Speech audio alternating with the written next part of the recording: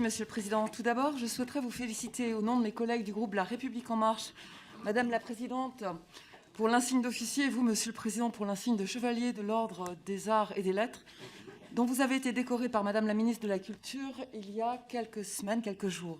Ensuite, permettez-moi de paraphraser le Président de la République qui reconnaît le fait que chaque jeune doit faire son chemin dans la culture et que c'est lui seul qui est responsable du choix qui sera le sien.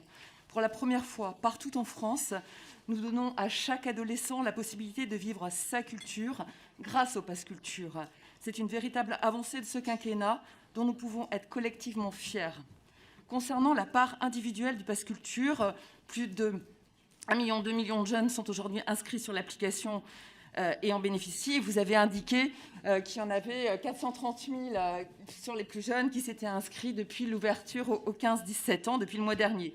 Vous ambitionnez d'atteindre les 4 millions d'utilisateurs d'ici la fin de l'année, soit près de la totalité des 15-19 dans notre pays, selon l'INSEE.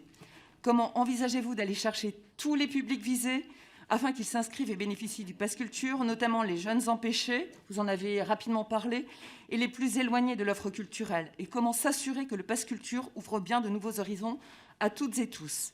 Au niveau de la part collective, dernière mesure du Pass Culture, généralisée à toutes les académies depuis début 2022, de nouveaux défis se présentent à vous. Dans le cadre de l'éducation artistique et culturelle, vous avez noué des partenariats avec le ministère de l'Éducation nationale et de la Jeunesse et des Sports. Cette nouvelle mesure met les enseignants au centre du dispositif. Quel retour avez-vous de leur part? Enfin, sachant que les dynamiques et les réalités socio-économiques sont très différentes d'un territoire à l'autre et d'un établissement à l'autre, quels sont les principaux freins à un déploiement homogène et comment envisagez-vous de les surmonter pour permettre à tous les jeunes, sans exception, de s'emparer du Pass Culture? Merci.